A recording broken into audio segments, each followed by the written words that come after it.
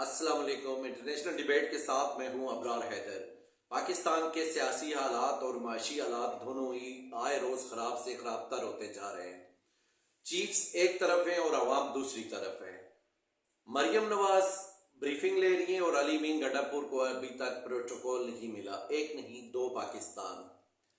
عوامی بے چینی کہیں اللہ تلقی میں نہ بدل جائے، اس طرف سوچنے کی ضرورت ہے۔ آج ہم انہی موضوعات پہ بات کریں گے۔ سب سے پہلے تو یہ کہنا ضروری ہے کہ پاکستان میں جو حالیہ انتخابات ہوئے ہیں انہیں 1977 کے بعد ہونے والے سب سے بدترین انتخابات قرار دیا جا رہا ہے، اور لوگ یہ سمجھ رہے ہیں کہ جتنی دھاندلی ان انتخابات میں ہوئی ہے وہ شاید پاکستان کی تاریخ میں نہیں ہو سکی۔ ابھی اس میں ایک جو بہت ہی سمجھ لیں اہم چیز ہے وہ یہ ہے کہ چیف الیکشن کمشنر جو کہ پاکستان مسلم لیگ نون کے پے رول پہ اگر کہا جائے تو غلط نہ ہوگا کہ وہ ہمیشہ سے مسلم لیگ نون کے ساتھ ان کا قریبی تعلق رہا ہے۔ گلگت بلتستان اور آزاد کشمیر میں حکومتیں بنانے کے بعد انہیں منظور نظر وہ تھے اسٹیبلشمنٹ کے، تو انہیں پاکستان میں الیکشن کمشنر لگوایا گیا تاکہ آگے جو الیکشن آنے والے ہیں انہیں وہ ریگڈ کر سکیں اور اپنی مرضی کے نتائج لے سکیں، اور بالکل ایسا ہی ہوا۔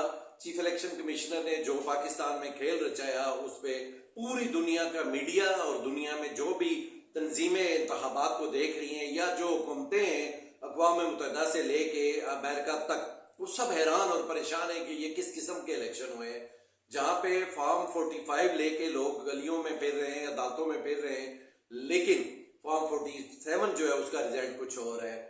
چیف الیکشن کمشنر نے مسلم لیگ نون اور اسٹیبلشمنٹ کی وفاداری میں وہ کام کیا ہے کہ جو پاکستان کے خلاف ہے۔ پاکستان کو ریگڈ الیکشن کی ہرگز ضرورت نہیں ہے۔ پاکستان کو صاف شفاف الیکشن اور ایک صاف شفاف حکومت کی ضرورت ہے، میرٹ پہ جو آئے، جو میرٹ پہ چلے، شفافیت جس کا ماٹو ہو، جو کرپشن سے پاک ہو، جو صوبائیت پہ یقین نہ رکھتی ہو، جو لسانیت پہ یقین نہ رکھتی ہو، جس کے لیے پورا پاکستان ایک ہو، جو وزیرستان سے لے کے کراچی تک لوگوں کی نمائندہ حکومت ہو۔ پاکستان ایسی ہی حکومت کے لیے حکومت کا متقاضی ہے، لیکن بدقسمتی ہے کہ یہاں پہ یہ سمجھا جاتا ہے کہ ہماری مرضی کی حکومت ہو، ہم جسے بٹھائیں وہ بیٹھ جائے، جسے اٹھائیں وہ اٹھ جائے۔ یہ والا فلسفہ جو ہے یہ آج سے 10 سال پہلے 5 سال پہلے تک تو شاید درست تھا، اب قوم یہ تسلیم کرنے کے لیے تیار نہیں ہے۔ چیف الیکشن کمشنر اور چیف جسٹس آف پاکستان قاضی فائز عیسیٰ، جن کے بارے میں یہ ہمیشہ سے تاثر رہا ہے کہ ان کی ہمدردیاں مسلم لیگ نون کے ساتھ ہیں، اور ادیبیہ پیپر ملز کا جو مقدمہ ہے اس کے بارے میں آج بھی وکلا کی رائے اسی طرح کی ہے کہ انہوں نے وہ مقدمہ خارج کیا ہمدردی کی بنیاد پہ، حالانکہ وہ چلنے لائق تھا۔ لیکن آج سے اس وقت سے لے کے اب تک قاضی فائز عیسیٰ کے بارے میں جو عوامی رجحانات ہیں وہ اسی طرح کے ہیں کہ وہ مسلم لیگ نون کے سپورٹر ہیں، حالانکہ یہ ایسا ہرگز نہیں ہونا چاہیے۔ اور ابھی جو کمشنر راول پنڈی نے جو پریس کانفرنس کی اس میں بھی انہوں نے چیف صاحب کو اس میں رکھا۔ چیف جسٹس جو ہے انہوں نے ایک لمحہ تاخیر نہیں کی اور وضاحت جاری کر دی، حالانکہ یہ سوال بھی تھا کہ شاید commissioner Rawal Pindi chief justice Lahore کو، چیف جسٹس اسلام آباد کو یا چیف جسٹس پشاور کو کہنا چاہ رہے تھے، لیکن قاضی فائز عیسیٰ نے پتہ نہیں کیوں، وہ ایک محاورہ بھی ہے کہ چور کی داڑھی میں تنکا، شاید انہیں محسوس ہوا کہ یہ چیف میں ہی ہوں کہ جو ریگڈ الیکشن جس کا حوالے سے چل رہا ہے، تو انہوں نے فوری طور پہ وضاحت کی کہ نہیں یہ ایسا نہیں ہے اور ثبوت لے کے آئے۔ اب ثبوت لے کے کون آئے گا؟ وہ جو آروز کی پریس کانفرنس ہوئی ہے ان کے چہرے اجڑے ہوئے تھے، لیکن وہ کہہ رہے تھے کہ ہم نے دھاندلی نہیں کی۔ یہاں پہ یہ جو مصنوعی نظام ہے نا یہ چلنے والا نہیں ہے، یہ سمجھنے کی ضرورت ہے سب کو، سب چیفز کو یہ سمجھنے کی ضرورت ہے کہ مصنوعی نظام آپ نے بہت چلا لیا، اب وہ چلے گا نہیں۔ یہ قوم اور یہ ملک تباہ ہو رہا ہے، یہ معاشی طور پہ استحکام اس کا تو خیر معاشی طور پہ تو یہ خیر بہت پیچھے چلا گیا ہوا ہے، لیکن سیاسی عدم استحکام بھی ملک کی یگانگت کو، ملک کی وحدت کو نقصان پہنچا سکتا ہے۔ اور یہ سب جو لوگ بھی ان ساری مصنوعی چیزوں میں شامل ہیں انہیں یہ سوچنا چاہیے کہ اس طرح کی ریگنگ کے کس قدر خطرناک قسم کے نتائج سامنے آ سکتے ہیں۔ آپ کو یہ اندازہ ہونا چاہیے کہ آپ کے ساتھ افغانستان ہے، انڈیا ہے، اور یہ آپ کے اندر شاید اس طرح کا ماحول نہیں ہے کہ جو آپ جو کچھ کہیں گے تو وہ کرتے جائیں گے، ایسا نہیں ہوگا۔ ملکی سلامتی کے خلاف ہے یہ ساری چیزیں، اور جنگ سائی ہے، پوری دنیا مذاق اڑا رہی ہے ہمارے انتخابات کا۔ پوری دنیا میں کوئی ایک ملک، کوئی ایک میڈیا جو چینل ہے، یہ کوئی ایک میڈیا سے متعلقہ کوئی ریڈ ناؤن شخص پوری دنیا کا ایسا نہیں ہے جو ان انتخابات کو تسلیم کر رہا ہو۔ یہ ہمارے لیے بہت ہی باعث تشویش ہے۔ اگر یہاں پہ ملک سے یا قوم سے ہمدردی ہو تو یہ تو 1 گھنٹے میں یہ ساری چیزیں طے ہو جانی چاہیے تھی کہ ہم نے کبھی بھی ریگڈ الیکشن نہیں کروانے اور کبھی بھی ہم نے 2 نمبریاں نہیں کرنی، مصنوعی نظام نہیں لانے. عوام کا حق ہے حکمرانی انہیں لوٹانا ہے، جو جسے عوام چاہے وہی یہاں پہ حکمران ہوگا. لیکن بدنصیبی یہ ہے کہ ابھی تک ہم اسی روش پہ قائم ہیں کہ جو 58 میں جس پہ ہم چل پڑے تھے وہ ہم اسی پہ قائم ہیں، اور نتیجہ یہ ہے کہ پہلے ہم نے آدھا ملک گنوایا اور ابھی جو باقی ماندہ ہے اس پہ بھی ہم نے عدم استحکام اور بے چینی پیدا کر دی ہوئی ہے. اب پاکستان 2 کیوں ہیں؟ پاکستان اس لیے 2 ہیں کہ ابھی آپ دیکھیں کہ مریم نواز سے کئی گنا زیادہ 2/3 اکثریت سے کے پی کے کی حکومت قائم ہوئی ہے. کے پی کے کا جو وزیر اعلیٰ نامزد ہوا ہے علی امین گنڈاپور، ان کے پاس 2/3 اکثریت ہے. مریم نواز تو ابھی ادھر سے کہیں پریشر ڈلوا کے، کہیں سے آزاد امیدوار، کہیں سے دیگر پارٹیوں کے لوگ جوڑ جاڑ کے تو وہ حکومت کی طرف جا رہی ہیں. جس دن سے مریم نواز نامزد ہوئی ہے ایز اے وزیر اعلیٰ پنجاب، اس دن سے وہاں پہ آئی جی، چیف سیکرٹری، سیکرٹریز وہ لائنیں لگا کے وہاں پہ پہنچے ہوئے ہیں، اور وہاں پہ جا کے محکمانہ بریفنگ ہو رہی ہے، آج اس کی بریفنگ، آج اس کی بریفنگ، یہاں تک کہ محکمہ قانون والے بھی جا کے وہاں پہ بریفنگ دے رہے ہیں. اور جو قانون اگر وہ اس کو کھلے دل سے کہا جائے تو وہ قانون والوں کی تو وہ مطلوبہ یا وہ تو ان کو وانٹڈ ہے ان کی، لیکن وہ بھی وہاں پہ جا کے بریفنگ دے رہے ہیں. یہ ہے دوسرا پاکستان.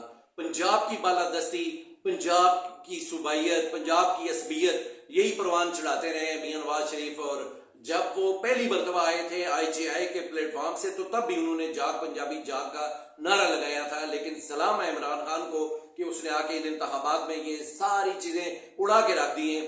کوئی پنجابی نہیں ہے، کوئی پختون نہیں ہے، کوئی سرائکی نہیں ہے، کوئی بلوچ نہیں ہے، کوئی کچھ بھی نہیں ہے. یہاں پہ سیدھی سندھی نہیں ہے. سیدھی سی ایک ہی بات ہے کہ ہم سب پاکستانی ہیں. اور پاکستان کو ایک کرنے میں عمران خان نے کمال کیا کہ آج پنجاب جو ہے وہ کے پی کے سے زیادہ سیٹیں عمران خان کو دے کے بیٹھا ہوا ہے.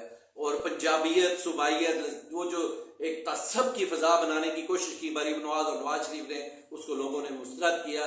یہ پنجاب جاگا. یہ پنجاب نے، آپ کہہ سکتے ہیں کہ راجہ پورس کے بعد، مہاراجہ رنجیت سنگھ کے بعد، آج پنجاب نے اپنے حق میں فیصلہ کیا، اپنے حق حکمرانی کو پہچانا. اور اس نے پنجاب نے کہا نہیں، ہم اپنا فیصلہ خود کریں گے، ہم کسی کے بہکاوے میں نہیں آئیں گے، دباؤ میں نہیں آئیں گے، کسی مصنوعی اقدام میں نہیں آئیں گے، ہم اپنی مرضی سے فیصلہ کریں گے.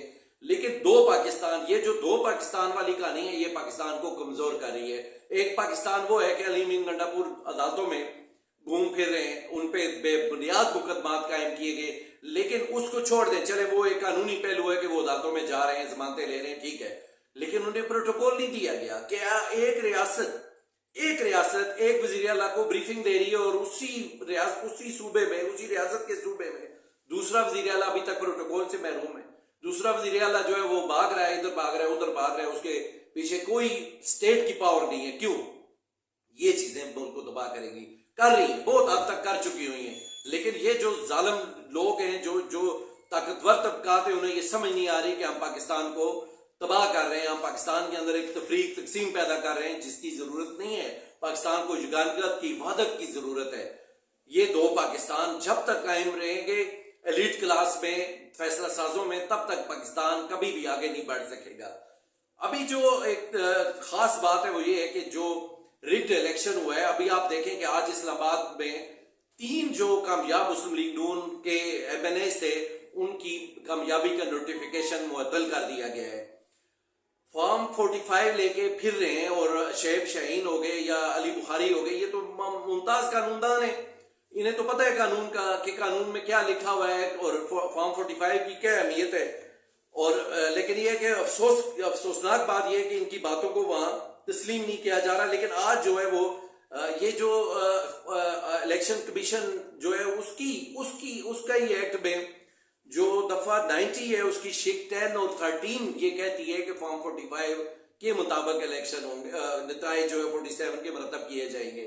لیکن الیکشن کمیشن چونکہ وہ کبھی بھی اس طرف آئے ہی نہیں ہے کہ وہ قانون کی پاسداری کرے، تو آج بھی وہ نہیں کر رہا، جس کی وجہ سے بے چینی ہے عوام میں. کیونکہ لوگوں نے بڑے کھلے دل کے ساتھ اپنا منڈیٹ جو ہے وہ پاکستان تحریک انصاف کو سونپا ہے، لیکن جو قوتیں ہیں وہ اس کو منڈیٹ دینے میں ابھی بھی تیار نہیں ہے، جس کا نتیجہ یہ ہے کہ لوگوں میں بے چینی بڑھ رہی ہے.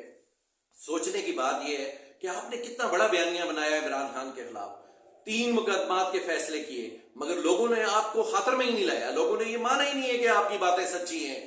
چیف جسٹس پہ لوگوں نے عدم اعتماد کیا کہ جو چیف جسٹس وہاں پہ بیٹھ کے ان سے بیٹھ کا نشان چھین رہے تھے، ان پہ بھی لوگوں نے عدم اعتماد کیا، سب پہ عدم اعتماد ہوا، چیف الیکشن کمشنر پہ اور سب ان طاقتوں پہ جنہوں نے یہ ساری چیزیں مینج کی۔ لوگوں نے کہا نہیں، ہم قومیں، ہم باشعور ہیں، ہم پڑھے لکھے لوگ ہیں، ہم خود اپنا فیصلہ کریں گے، کوئی بالادستی، کوئی ہمیں کوئی اوپر سے تھوپ دے فیصلہ، وہ ہم نہیں مانیں گے۔ لیکن یہ چیزیں سمجھنے کی ہیں، ان کو جتنا جلدی سمجھا جائے گا اس ملک کے لیے بہتر رہے گا۔ عوام کا مینڈیٹ تسلیم کرنے میں ہی اس ملک کی فلاح ہے۔ اگر آپ یہ نہیں کریں گے، لوگ بے چین ہوں گے، مایوس ہوں گے، اس جمہوریت سے مایوس ہوں گے۔ جمہوریت سے مایوس ہو کے جب لوگ متشدد ہو جائیں گے، جمہوریت سے جب لوگوں کا اعتماد اٹھ جائے گا، انہیں اپنے ووٹ کا محفوظ رہنا ہی جب وہ نہیں محسوس ہوگا کہ یہ ہمارا ووٹ محفوظ رہا ہے، تو لوگ کدھر جائیں گے؟ یہ کبھی آپ نے سوچا ہے؟ لوگوں میں رد عمل آئے گا، رد عمل اور آئے گا۔ اب یہ رد عمل کا ووٹ تو آپ نے دیکھا ہے، لیکن اور رد عمل آئے گا جس کے نتائج مضمرات پاکستان کو بھگتنا پڑیں گے۔ آپ لوگ تو بڑے ہیں، آپ تو کہیں انگلینڈ میں ہوں گے، کہیں آسٹریلیا میں ہوں گے، کہیں امریکہ میں ہوں گے، لیکن یہ قوم کدھر جائے گی؟ یہ 22 کروڑ لوگ یہ کدھر جائیں گے؟ ان کے لیے کیا راستہ ہے؟ ان کے لیے صرف پاکستان ہے، اور اس پاکستان کو بچانے کا واحد راستہ یہ ہے کہ عوام کو ان کا حق ملکیت لوٹایا جائے۔ اپنا بہت خیال رکھیے گا۔ اللہ حافظ۔